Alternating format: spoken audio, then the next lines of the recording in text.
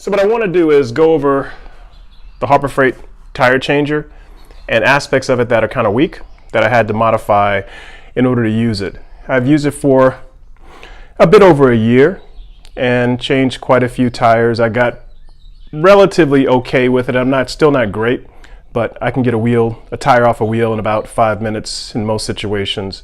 But the first things I want to point out is that this bead breaker, the construction of it is very weak.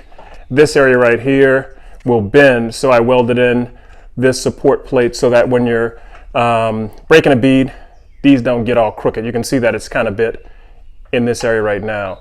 The other thing is that it'll scratch up your wheels pretty good.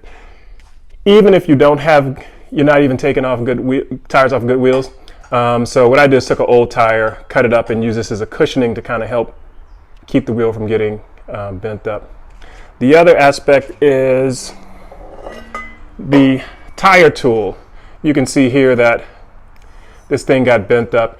It got bent up from actually using the bead breaker, because you put it in here to break the bead and it gives you the leverage.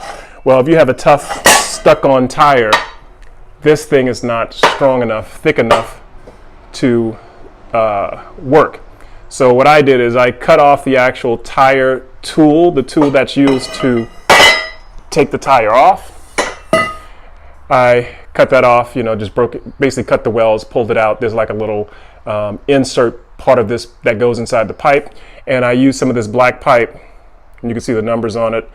I don't know much about it. I had this as some scrap metal, and did a little, not much, but a little filing on the insert part, put this down in there and welded it up so that's stronger. You can see the thickness of this pipe compared to what this tubing was. It's pretty thin and not very strong. And once it starts to bend, it's pretty much over, starts getting fatigued, and it's, you can see I hammered it out to try and keep it from bending, but once it starts to bend, it's pretty much a goner.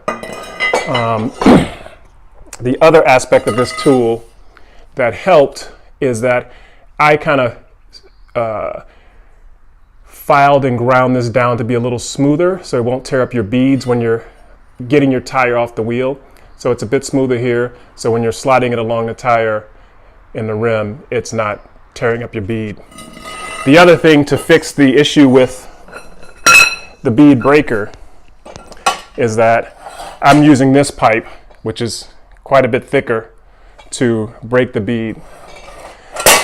The other aspect, and a lot of people have suggested that I bolt this to the ground, but I welded it onto this 1/4-inch plate, probably more, it's thicker than a 1/4 inch. It's almost, I don't know, close to a 1/2 inch.